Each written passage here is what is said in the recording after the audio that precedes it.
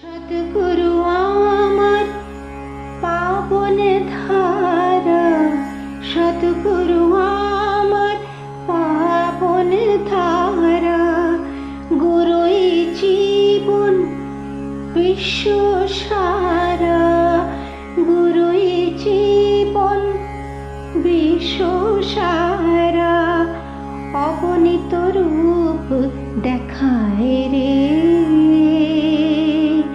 অগণিত রূপ দেখায় রে, আমার প্রাণকে জাগায়, অগণিত রূপ দেখায় রে, আমার প্রাণকে জাগায়। শ্রী গুরু ভাগবত দ্বিতীয় খণ্ড, মূল রচনা ডক্টর চন্দ্রভানু শতপথী, পর্ব 133। এই পর্বে আমরা আলোচনা করব সদ্গুরুর দিব্য ব্যাপক কর্ম।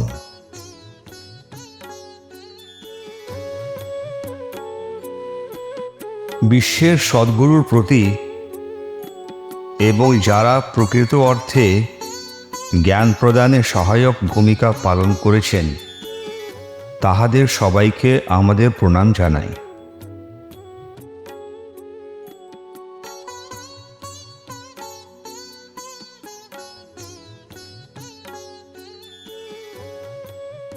প্রাণীর কোন রূপে জন্ম হবে এবং আকাশের কোন গ্রহে কোন নক্ষত্রে মৃত্যু হবে এবং কোন নতুন নক্ষত্র জন্ম নেবে, কোন গ্রহে এবং কোন পদ্ধতিতে কিভাবে চেতনা বিবর্তিত হবে, জীবিত প্রাণীদের কি রূপ হবে ভবিষ্যতে এবং নতুন সভ্যতার কি আকার হবে, কোন আত্মা কোন কর্মের ফলে কোন গ্রহে পুনর্জন্ম গ্রহণ করবে। হে দিব্য গুরু, এই সমস্ত ব্যাপার আপনার জানা থাকে। মা কারণ দেহে মানে সূক্ষ্ম কারক দেহে সমস্ত মানুষের পুণ্য ও মন্দ কর্মের ইতিহাস ধরা রয়েছে। একটি মানবের আত্মা মৃত্যুর পরে মহাকারণ দেহে থাকে। কোন জীবনে এবং কোন তারিখে একজন মানুষ তার অতীত জীবনের কৃতকর্ম ফল ভোগ করবে, এগুলি একটি দিব্য ডায়েরিতে অদৃশ্য আকারে লিপিবদ্ধ আছে। মানুষের কর্মের ফল কখনোই বিধির পদ্ধতির গণনার মধ্যে হারিয়ে যায় না।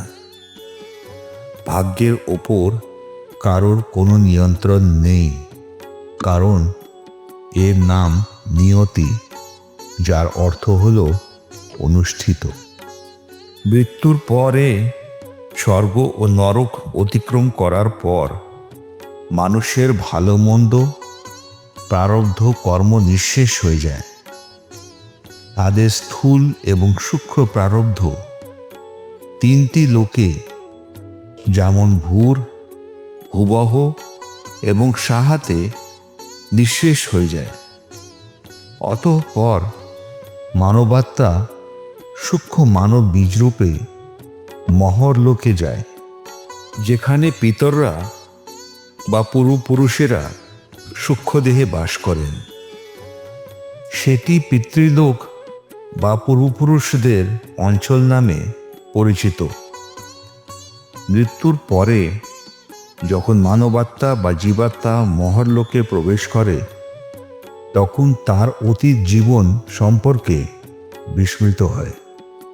তিনি নির্দিষ্ট সময়ের জন্য সেখানে থাকেন এবং তারপর পৃথিবীতে পুনর্জন্ম পান।